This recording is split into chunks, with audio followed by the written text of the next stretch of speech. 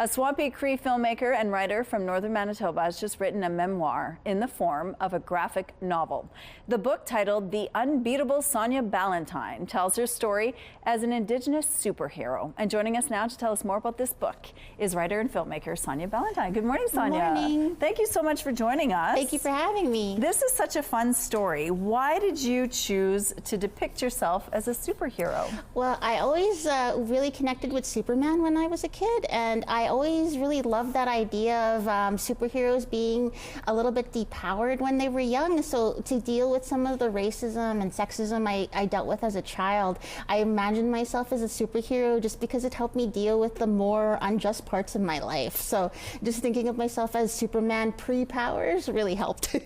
And what is the story you're trying to tell here? I was specifically wanting to tell a story about like a Cree hero that grew up in the same circumstances that I did, and I didn't realize until halfway through this book that I wanted to write about myself. So yeah, and it was a really fun way to, like, I've always wanted to do a sort of memoir in the style of like On Writing by Stephen King. Yeah. But it's kind of funny to write a memoir when I wrote this in my late 30s, and I'm like, I think most people write memoirs when they're in their 60s, but I wanted to focus on be young, looking at an Indigenous youth. That was one of my goals for the story.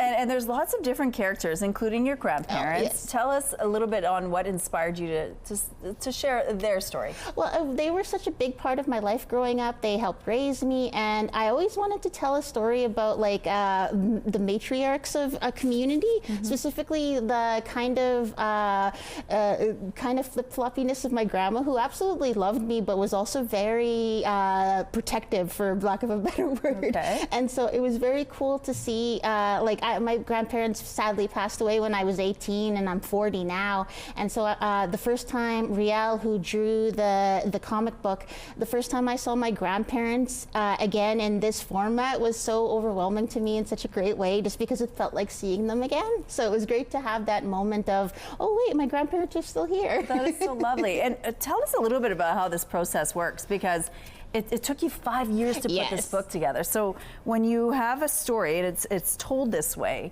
you're just writing the words and explaining what it should look like, and then all the other people who are supporting you in this project put it together. Oh yeah, like I didn't, when I was putting this together, it was more in the context of like, I want to see visually, like I want it to look like a Superman movie.